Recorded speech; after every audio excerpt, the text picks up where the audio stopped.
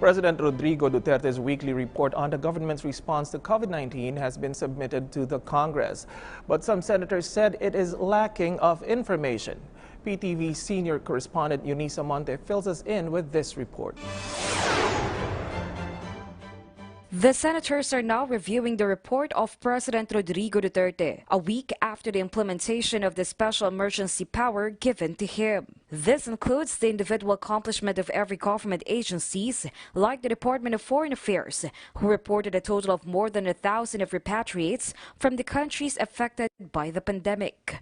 This will be followed by another batch of OFWs to be repatriated in the next 2 weeks. The Department of Interior and Local Government, or DILG, already confirmed the activation of the Regional Emergency Operations Centers that will focus on the law enforcement for peace and security of every barangay. On the part of the Department of Public Works and Highways, they reported more than 100 evacuation centers converted into health facilities and emergency operations centers.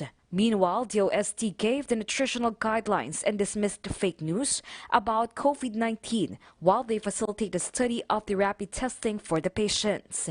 The government has also given the affected workforce a total of 5,000 to 8,000 pesos from the Department of Labor and Employment, particularly the displaced workers during this pandemic. Last week, hazard pay was also given to the public health workers and to the employees of the government, including those under job order. But for some senators, the report of the president lacks the database or the list of beneficiaries to receive the financial assistance from the government.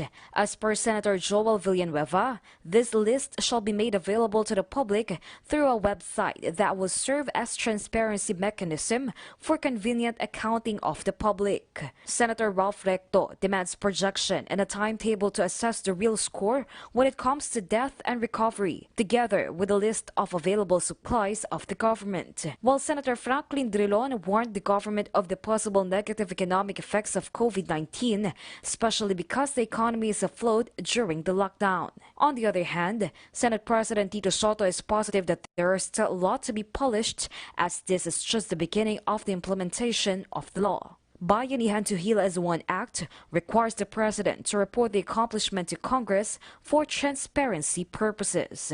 Eunice Monte for the Nation.